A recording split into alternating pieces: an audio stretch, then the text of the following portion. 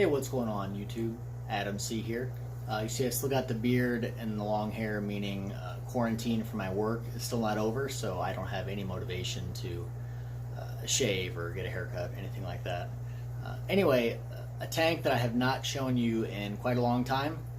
Today's the day for an update on that.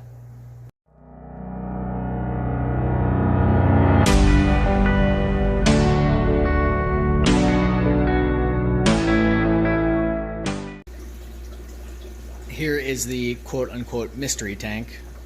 I call it that because I simply just don't show it very much. Several reasons. One, you can hear all the buzzing. I am in the garage fish room. I'm always less inclined to film videos out here because of all the humming and buzzing, but anyway, I figured you guys would still want to see the fish regardless of all the background noise. This tank has never really been intended to be a quote-unquote beautiful, great-looking tank. This is kind of a functional tank. It's a 125, and it serves really well for breeding peacocks or smaller haps, and I've really just focused on the breeding with this tank, not necessarily getting it all cleaned up, crystal clear water, ideal decor and substrate all the time to show off, just because I'm really the only one that sees it. But the fish in there right now are really nice, so I wanted to share that, give you guys an update, and kind of let you know what's going on in this tank and what it's kind of benefiting me in my African cichlid hobby.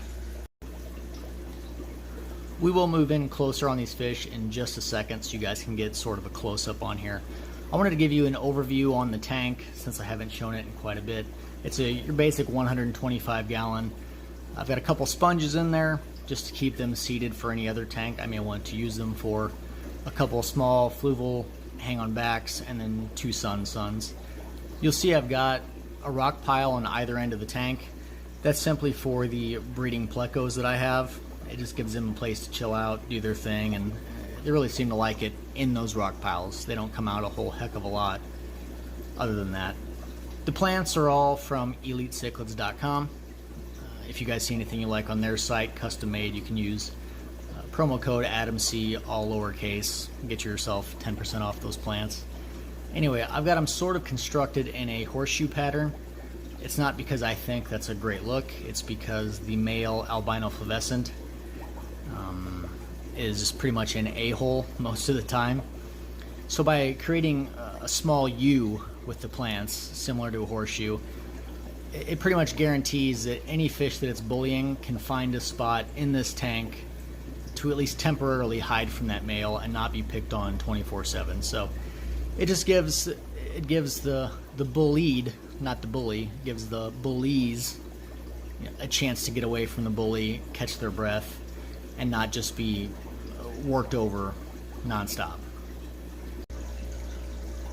So to get in closer on these fish, there's been a lot of development in here, not as far as a ton of new fish, but fish that were already in here really putting on size and color. So the main collection in here is the Albino Flevescent Peacock group. There's a breeder male. I've got 6 females in there, and I've got, I believe, 8 more females coming. They're producing pretty well. They're sort of sporadic because the male is such a butthole to the females, so they do breed quite a bit now, but it's sort of hit or miss as to whether the females hold on to the eggs long enough for me to be able to get them because they're bullied so hard.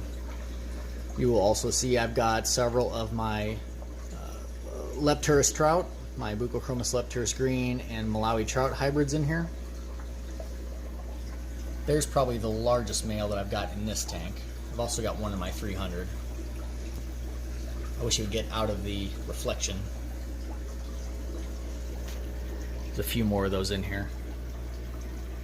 And I'll feed these guys in minutes. You'll be able to get a much better look when they're chasing food down and not trying to run from me.